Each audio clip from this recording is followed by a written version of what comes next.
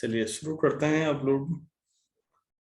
तो spherical mirror के बारे में हमने बातचीत की पिछले लेक्चर में, और बेसिक टर्मिनोलॉजी हमने समझने की कोशिश की थी। थोड़ा आगे बढ़ते हैं बच्चों। अब हम लोग जब यहाँ डिस्टेंसेज लेंगे तो हमें प्लस माइनस का ध्यान रखना पड़ेगा। तो हमें साइन कन्वेंशन ध्यान रखना पड़ता है कि ऑप्टिक्स में हम कब प्लस लेते हैं कब माइनस लेते हैं। तो आप हेडिंग डालिएगा sign convention.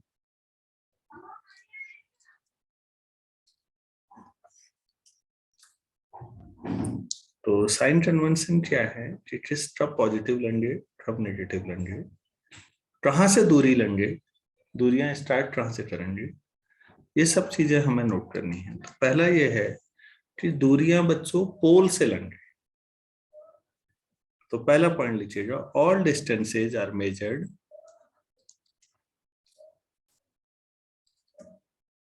all distances are measured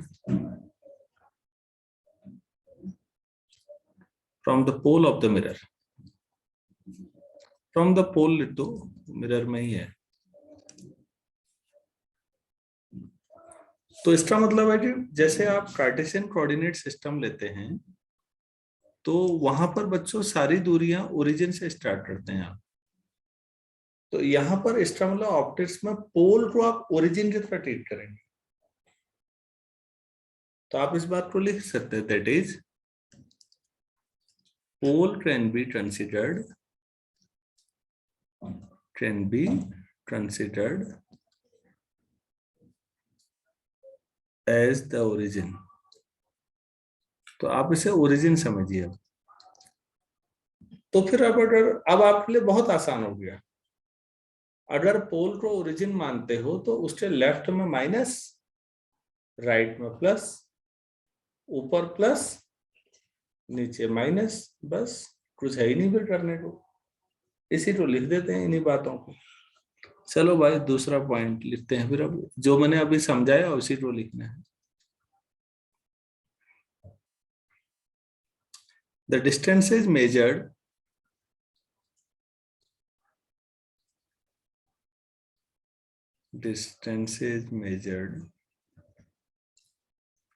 toward the right of the origin, towards the right of the origin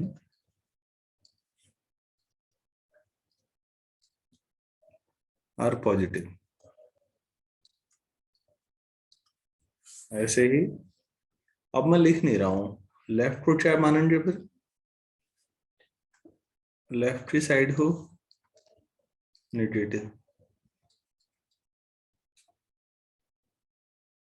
ठीक है। और ऊपर को positive, upward positive, downward negative. अच्छा,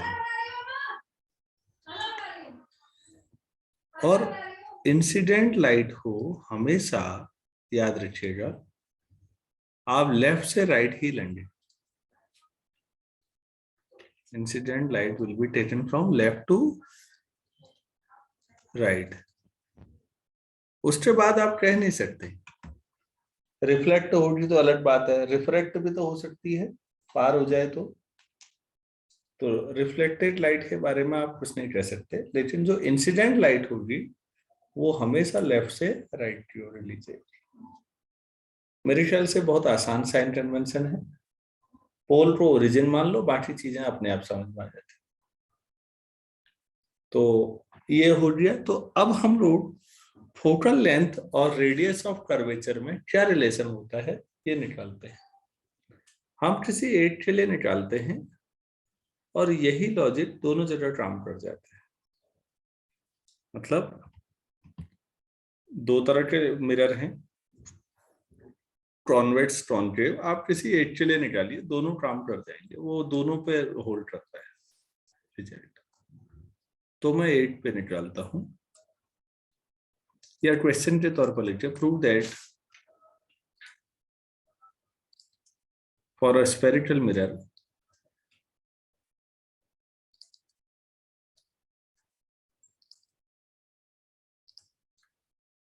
रेडियस ऑफ कर्वेचर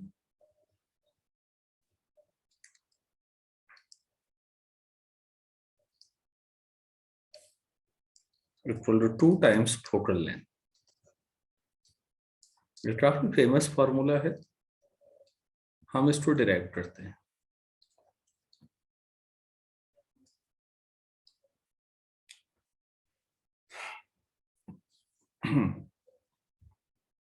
तो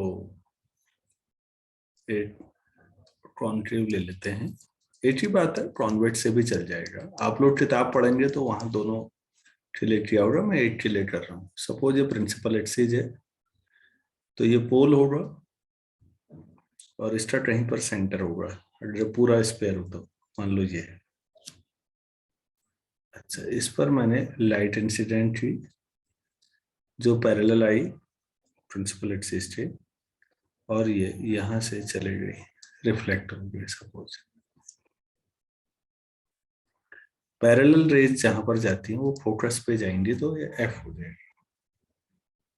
ठीक है, अब मैं इसको सेंटर को मिलाता हूं, तो ये नॉर्मल होगा। फिर सर्कल में हम लोग जानते हैं बेसिक बच्चों, सर्कल में ये टेंजेंट ड्रॉ करो, तो ये टेंजेंट है, परपेंडिकुलर हमेशा सेंटर से पास होता है। नॉर्मल परपेंडिकुलर को ही हम लोग मैथ्स में नॉर्मल बोलते हैं। तो फिर ये आप लोग अभी तक ये जानते हैं कि लाइट जब कभी किसी सरफेस पे पड़ी तो वो नॉर्मल के साथ जितना एंगल बनाती है उसके बाद भी उतना ही बनाएगी रिफ्लेक्शन के बाद। ये पढ़ा हुआ है हम लोगों ने। तो फिर नॉर्मल तो यहाँ पर सी के साथ होगा ना। मान लीजिए ये एम पॉइंट पर लाइट इंसिडेंट हुई और ये लाइट रे ए से आ रही है, तो ए एम जो है वो रिफ्लेक्ट हुई और एम से एफ की ओर चले गई लाइट। तो फिर ये भी थीटा होगा। अगर इंसिडेंट नॉर्मल के साथ बना रहे तो रिफ्लेक्टेड भी लॉज ऑफ रिफ्लेक्शन से थीटा ही होगा, ये हम जानते हैं। तो फिर ये टोटल जो एंगल है यहां पर, ये 2 थीटा यहां भी होगा। भाई ऐसे समझिए, ये ए एम पैरेलल आ रही थी, नीचे वाली भी पैरेलल है, और ये पूरा एंगल 2 थीटा है। तो ये पूरा एंगल भी 2 थीटा होगा या नहीं होगा, सोचिए। तो वही तो हो रहा है। तो पैरेलल लाइनों को लाइन काट रही है, तो 2 थीटा उधर है तो 2 थीटा इधर भी होगा।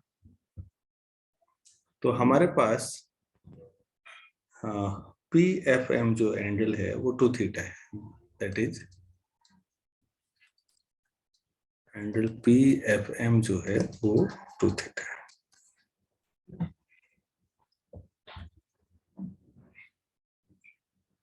हम लोग नॉर्मली फिजिक्स पढ़ते समय काफी अप्रोक्सीमेशन लेते हैं। हम ये मान लेते हैं कि जो ए एम है वो प्रिंसिपल एक्सिस से काफी क्लोज है लाइट। जो लाइट है सपोज, मतलब ये फॉर्मूले तभी सही है। AM is very close to principal axis.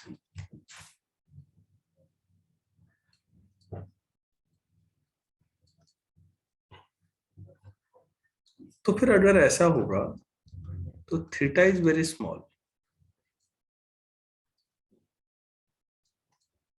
तो थीटा और टेन थीटा बच्चों बराबर ही होगा, और साइन थीटा भी। ये मैथमेटिक्स है बेसिक, कि जब एंगल बहुत छोटा होता है तो टेन भी जीरो की ओर जाता है, टेन जीरो जीरो होता है, साइन जीरो भी जीरो ही होता है। तो मतलब एंगल और साइन या टेन लगभग एक जैसे ही।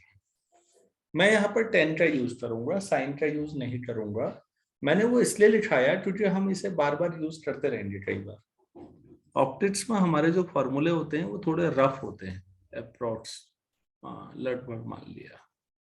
अच्छा, डायग्राम की जरूरत पड़ेगी अभी हमें। ये तो ये लाइन पूरी ऑप्टिक्स में कई जगह काम करेगी, तो इसलिए लिख दिया है theta is almost equal to sine theta is almost equal to tan theta. लेकिन सर तो ऊपर लिखी है if theta is very small.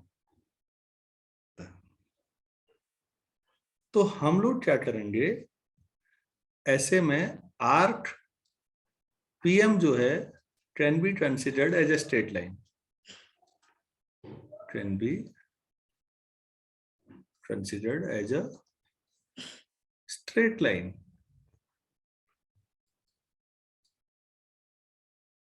अगर आप ऐसा लेंगे, PM को स्ट्रेट लाइन ले लेंगे, तो ये राइट एंगल ट्राइंगल बना या नहीं बना?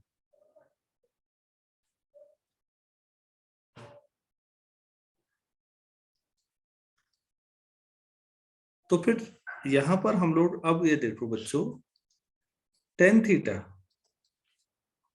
को मैं MP अपॉन CP लिख सकता हूं या नहीं?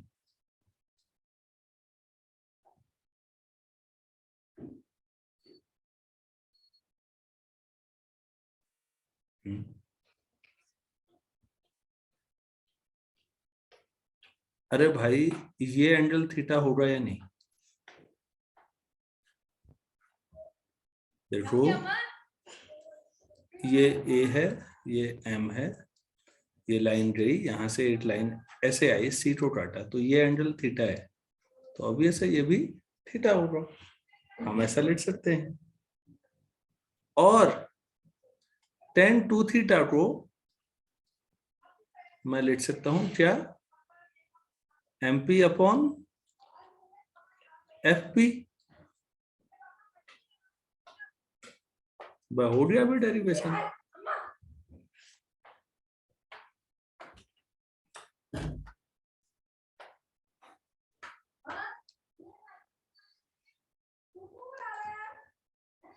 थीटा बहुत स्मॉल है, since theta is very small, हम अभी लिख चुके हैं, तो फिर tan थीटा थीटा के बराबर माना जा सकता है ऑलमोस्ट। तो यहां से थीटा इक्वल टू कितना आ गया? MP अपॉन CP, और 2 थीटा कितना आ गया? MP upon FP।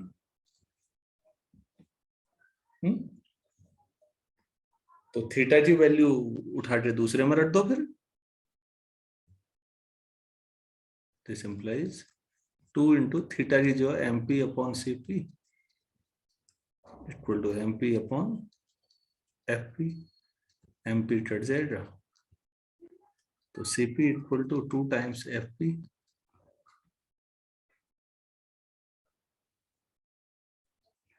तो CP क्या है डायग्राम में देखो तो, रेडियस ऑफ कर्वेचर, C से P तक की दूरी, और FP क्या है? Focal length. हो गया proof. That is radius of curvature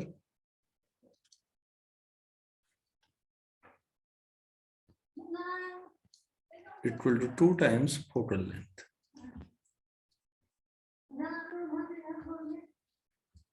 हो गया बच्चों, 2-3 लाइन का प्रूफ है। आपने डायग्राम बनाया, tan थीटा लो, tan 2 थीटा लो और अप्रोक्सीमेशन लो, बस इतना ही करना है आपने।